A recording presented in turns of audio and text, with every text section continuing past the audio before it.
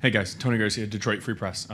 Is it any more real now that you're here? I guess describe the last 24 hours and just sort of the process of, okay, now that we know, but settling in and just playing ball. Yeah, for sure. It was great getting down here, when we did. As soon as you get to the hotel, you see all the March Madness logos. You see your logo on, most of the walls of the hotel. Makes everything, like you said, start to feel a lot more real. But, this whole group's excited, ready to compete, and, we can't wait to finally get on the court, but definitely starting to feel a little more real. Yeah, about just making it try to feel like another game. Yeah, I mean, we get here a couple of days early before our last tournament, and we're trying to keep it as consistent as possible. Obviously, you got media and other things like that, but yeah, it's just a cool experience. And walking through here, seeing the behind the scenes of kind of what you've watched as a kid, it's a really cool experience for us. But trying to stay locked in and be ready for Kentucky tomorrow. Right there in the middle. Oh, sorry. Yep. Guys, Tony Paul, Detroit News. Trey, for you, can you take us through your very first meeting interaction with Greg Kampe? I honestly probably wouldn't remember the first one. I was probably 1 or 2, maybe 3 years old. He was holding me as a baby. But, my first conscious one, it's been just going to the games and watching him coach on the sideline, and after games, going down, giving him a fist bump high five, at those camps. But he's just a guy I always wanted to play for, and it's just crazy that I'm playing for him now, and we're at the biggest stage possible. So it's been a great experience, for sure. Just a follow-up for both of you. Has he changed at all during your guys' time at Oakland? Has he mellowed? How has he evolved?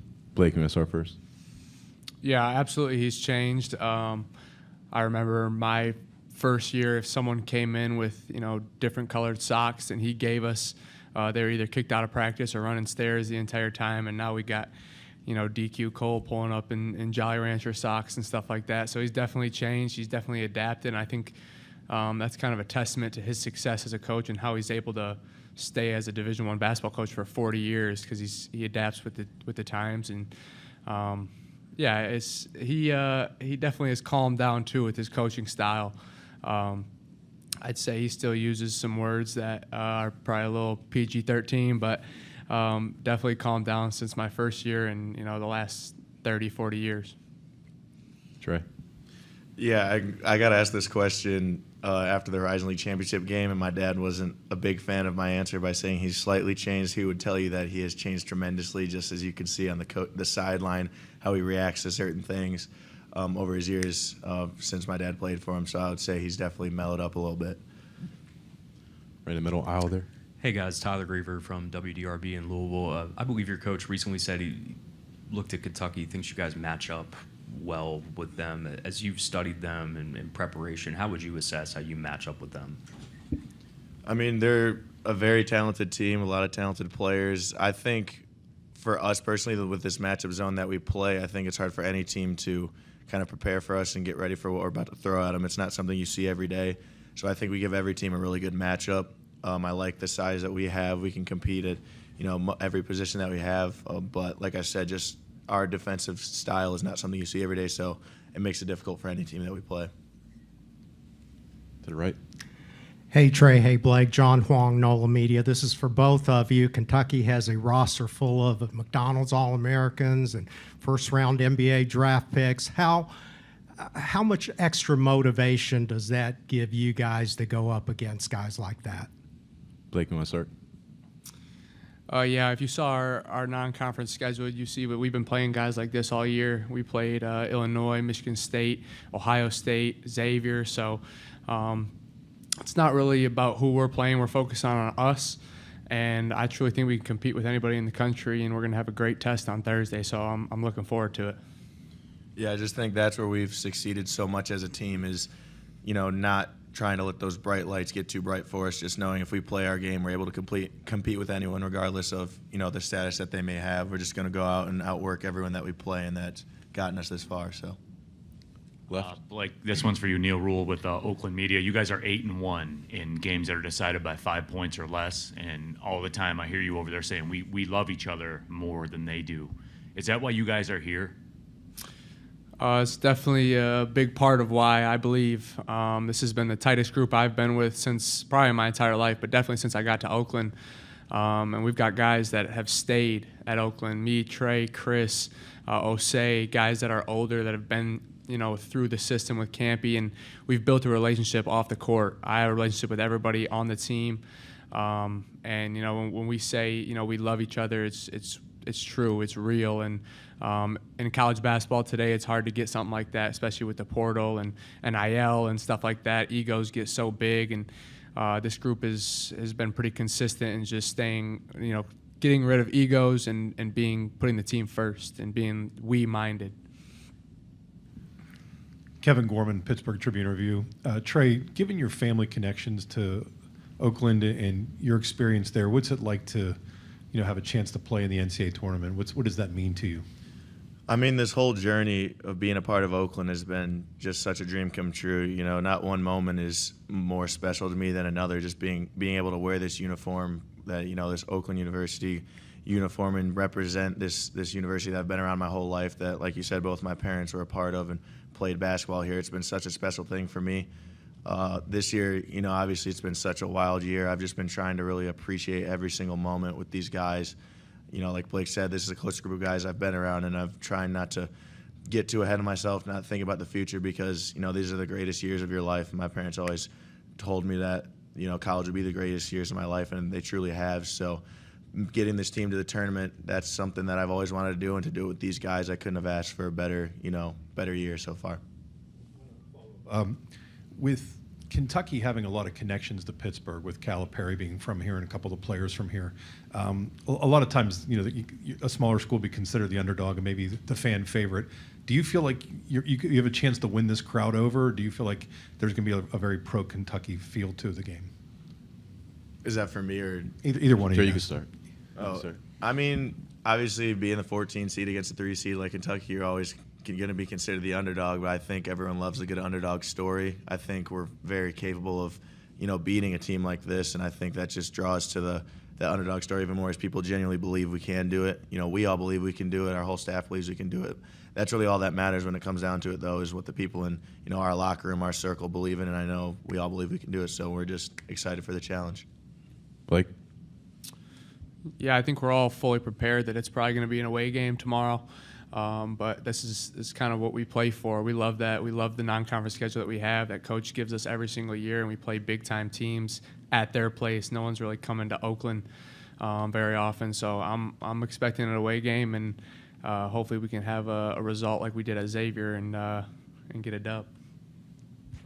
Questions for our student athletes?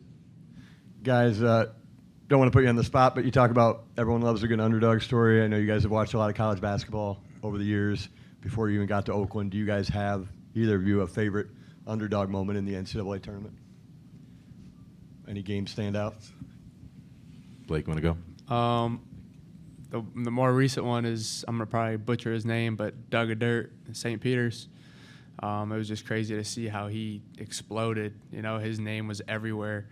So as far as individually, and then you got to think back to Davidson and Steph Curry and how they went on their run. That's been all over my social media lately, and I remember kind of watching it when I was in high school, just watching highlights and stuff like that. So I would say those two. Yeah, I mean, every single upset in this tournament's a special moment. This whole tournament's such a special thing. It's hard to just pick one that tops the others. But if I just think back to my high school times or things like that, I think of Loyola Chicago's run that they had. That was the biggest one throughout my high school time. But like Blake said, St. Peter's, that was amazing, and obviously Fairleigh Dickinson last year. It's just a great time. It's March Madness. Questions for Coach Kampe? Greg, Tony Paul with the Detroit News. Nice to meet you. Ask the players this, and you've talked about, you've done a ton of radio interviews this week, and you've talked about how you've changed, but with the player stuff, the player control, letting them wear their own shoes, letting them wear their different color socks, letting them be them as opposed to all uniformity maybe years ago. What made you change that? Was that just kind of out of necessity given where the game is going? Absolutely, Tony. I many people know Tom Izzo and I are really close friends, and we talk all the time, and he and I have discussed this on numerous occasions. Our generation of coaches was, really strict rules. We're a team, and that's what we're teaching about the team concept and that. And Steph Curry goes out and is the MVP of the NBA Finals wearing purple green or some shoes. And, how am I going to sit there and tell our kids we can't do that? So, I think that you have to change in this business. And over the 40 years, there's been a lot of change. I just think the last 3 or 4 years, it's really, really been noticeable that you have to change if you're going to survive in this. And so one of the things that I've decided to do is come up with some non-negotiables. There are non-negotiables. There's 3 or 4 non-negotiables. And as long as I'm, allowing them to do other things, they're going to have to follow those non-negotiables. And they're simple ones, not being late, all the things that you have to do to be successful in life. So, yeah, I've changed quite a bit, and but it was out of necessity. I mean, I want to keep doing this. I wanted to keep doing this for a long time. So I don't want to be that grumpy old man. To the left, second row. Yeah. Hey, Greg. Tony Garcia, Detroit Free Press.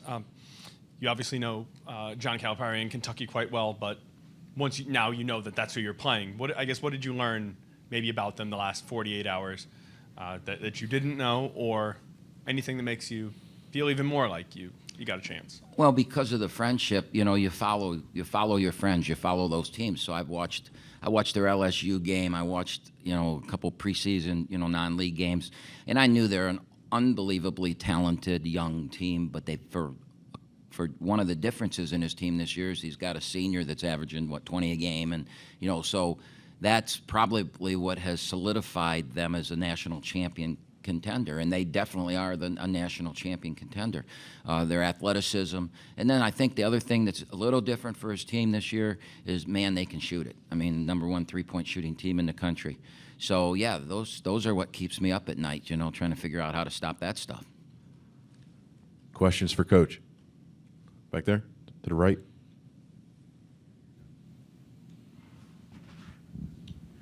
Hey, Coach. John Huang, NOLA Media. Coach Calipari has made no bones about the fact that you and he do have a relationship. He's always admitted that he doesn't care to play against other coaches that he's friends with, yet you seem to kind of relish this opportunity to take him on. Why is that? Yeah, I was just doing Westwood in there, and I think that got a little bit misskewed in that I made the comments, this is the best thing that we could have, It's not. It's a compliment to Big Blue Nation. It's a compliment to Kentucky. You haven't seen Oakland play at Rupp Arena. We play everywhere in the country. We haven't been there because of the friendship. But getting Kentucky in this tournament is the greatest thing for Oakland because we cut the nets down on our league tournament. We got to stand under the confetti. We got our moment, and now this is all house money, right? So we come into this tournament, wouldn't you want the spotlight to play the best? The reason this is such a good matchup for us is because you're the best. Kentucky is known as the best program in the it's arguable, but many people. You have the greatest fan base in the country. There's no argument with that. I think you have, Izzo and he, to me, are the 2 best coaches in the country. And we're playing at prime time, 7 o'clock, CBS. We're not on True or whatever. We're on CBS at 7 o'clock. Why wouldn't Oakland want that? This is our chance to step into the spotlight and shine. Now, could we fall on our face? Sure we could. But why would we want to run from that? Why would I want to play some team that we might have a better chance to beat, right? I want the best, and we got the best. So that's what those comments were meant to be. Left, second row. Greg Neal Rule with Oakland Radio. This is the 4th time in 20 seasons that you've taken Oakland to the NCAA tournament. Kentucky knew they were in when they went into the SEC tournament. You guys, though, a regular season Horizon League championship, your fate is still determined by 3 days in March. As the 1 seed, do people understand how difficult it is as a mid-major to get into the NCAA tournament without that safety net? No, they don't. I don't think administrators understand. I got a boss that does, which I'm lucky, but I don't think administrators do that. Surely fans don't. 21 of the 32, is it 32 leagues? 21 of the 32 first place championship number 1 seeds got beat in their conference tournament. 21 of the 32. It's the hardest thing there is to do. Is it fair? A lot of people say, well, yeah, it's fair because that's our championship, right? That, like I said a second ago, cutting the nets down, the confetti, we got to experience that. And so that conference tournament for us is what this tournament is for the Kentuckys and Michigan States of the world. Now we also have a chance to go do something special, right? We have a chance to change my players' lives. If we win tomorrow night, it will change my players' lives. In 2016 or 17, we're playing Michigan State. They're #1 in the country. We've got the ball down 2 with 5 seconds to go, and a pro that I had, Kay Felder, shoots a shot. It gets fouled. It rolls around the rim. And if it goes in, we beat the #1 team in the country. It would have changed Oakland. It would have changed our lives. It would have changed those players' lives. This group has another chance to do that for Oakland University and for themselves. So, yeah, it's hard to get here, but when you do, look at the opportunities you have. This is a holy grail for mid-majors, all right? It is. And I've said this many times over the last week. The NCAA basketball tournament, and please don't change it. Please don't change it. But it is one of the 3 greatest sporting events in the world. And Neil, I know you're a soccer guy. You argue the World Cup, and you're probably right. The Super Bowl and this tournament are the 3 greatest sporting events in the world, and Oakland and my players are a part of it, and they get to cherish that for the rest of their lives. To the left there, right by the aisle. Coach Mike Larson with the Pittsburgh Business Times. Since RMU joined the Horizon League, you've gotten a chance to play in Pittsburgh, at least in the region, a few times, playing against Coach Cal, who's from here. Can you talk a little bit about getting a chance to play on this stage in Pittsburgh? Yeah, I mean, I'm a big Pittsburgh guy. I come here a lot. We used to play Pittsburgh all the time when Jamie was here and Ben. And we had some great games here. We lost to them. I started shaking. We practiced over there today, and I started shaking when I walked in that building because they beat us twice in overtime. So the baseball stadium here, I'm a big baseball guy. I've gone to every stadium in the country but 4, and I think it's one of the 3 top stadiums. So I love this area.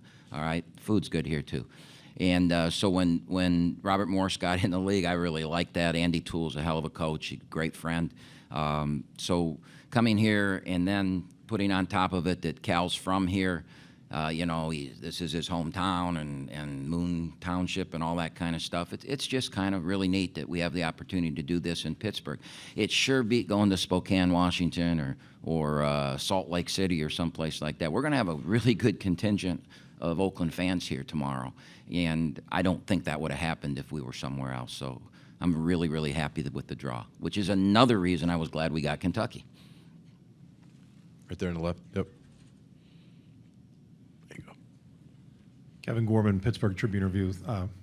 Thanks for doing this, Greg. With facing Calipari here, with Kentucky having a couple Pittsburgh area kids and himself and Orlando Antigua having Pitt ties, you come in as, like you said, playing with house money as the underdog. What's it like to feel like there's a chance you could maybe win over the crowd, even though it may be pro-Kentucky at the start? And how much do you remember Fang Mitchell and Coppin State doing that here back in '97? Yeah, well, I think it's good and bad that they have those Kentucky kids, because I've found out through the course of doing this over the years and having players going back home, sometimes that's not good. Sometimes they get a little bit nervous. The first shot doesn't go in, they press, which I'm hoping might happen tomorrow night a little bit, just a little. But so in 2011, maybe, we're playing Texas in the NCAA tournament, and Kansas was in the same region, and those 2 schools don't like each other a lot, right? So we're playing Texas, and we have a chance to win the game. In the last 5 or 6 minutes of that game, that arena was all Oakland. It was unbelievable. People that didn't even know where Oakland was up cheering every time we scored. It was crazy that the underdog in this tournament, it's what makes this tournament so great. The underdog, everybody in those stands. Oh, sorry. It's probably my kids.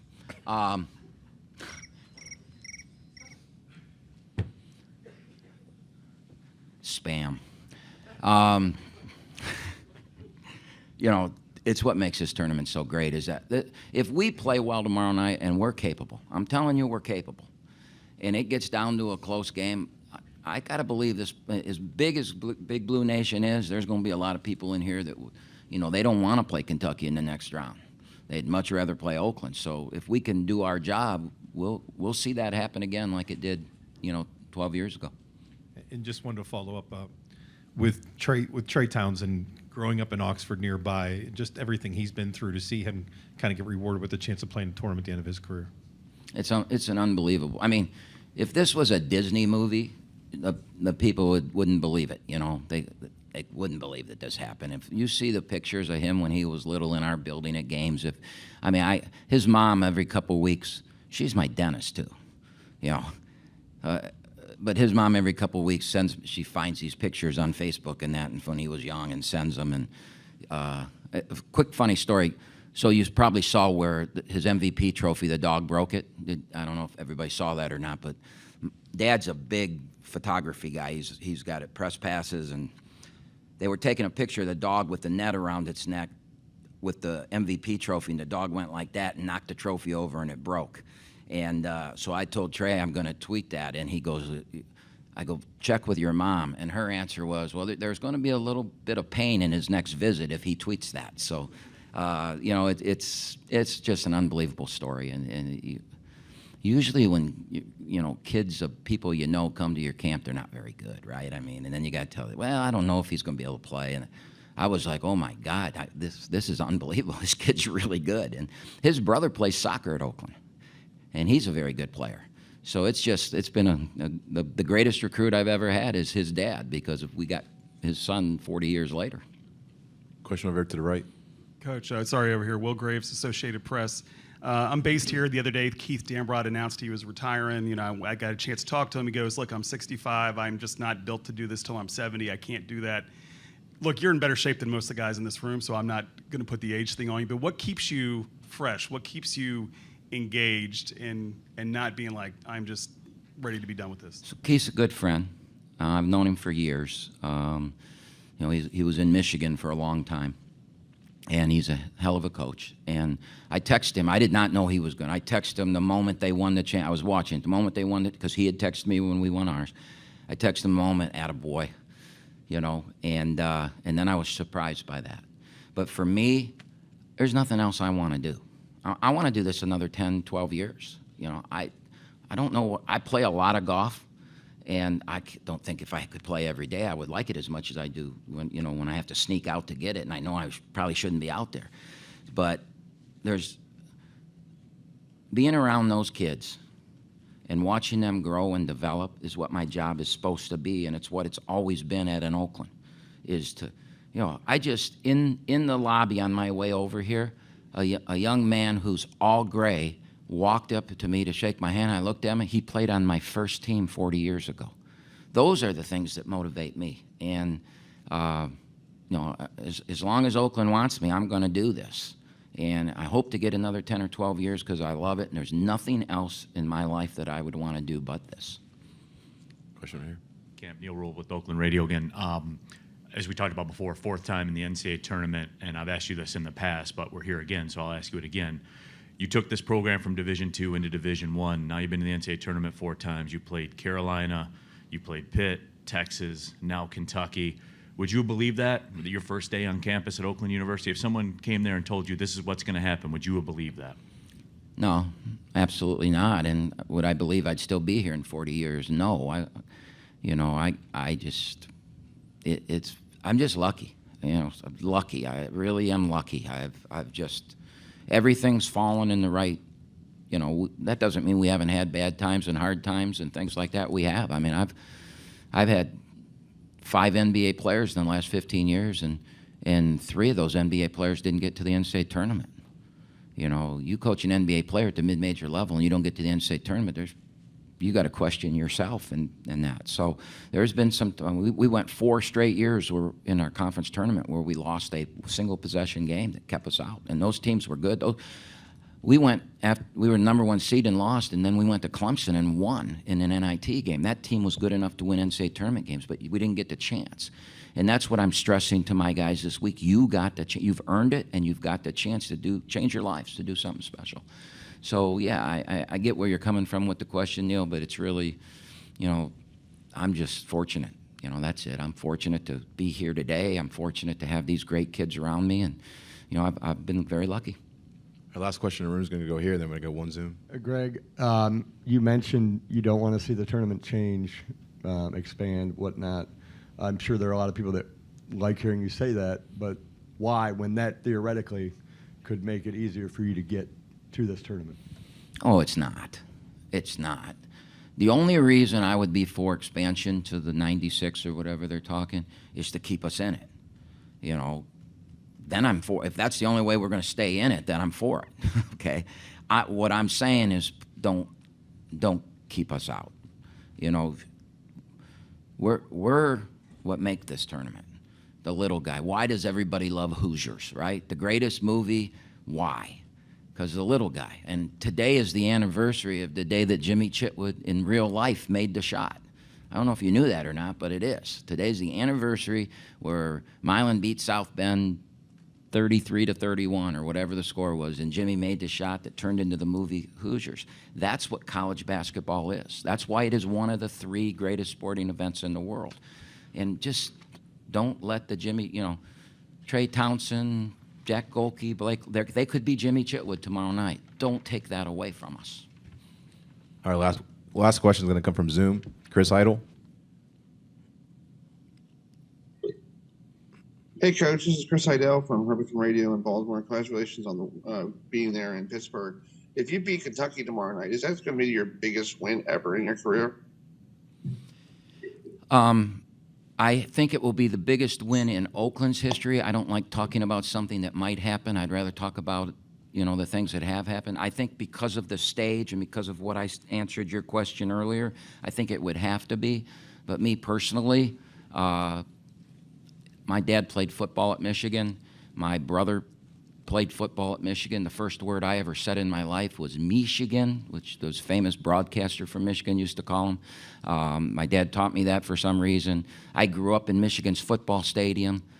So for me personally, when we beat Michigan, that was the greatest. I don't know if that would ever get matched because of what that meant to me in my life growing up and what the University of Michigan was to our family and that. So for me personally, that's probably will be the, you know, the proudest moment of my life because I got to call my parents and, you know, brag a little bit. So, but for the university and for these players, yeah, that if we could do it, yes.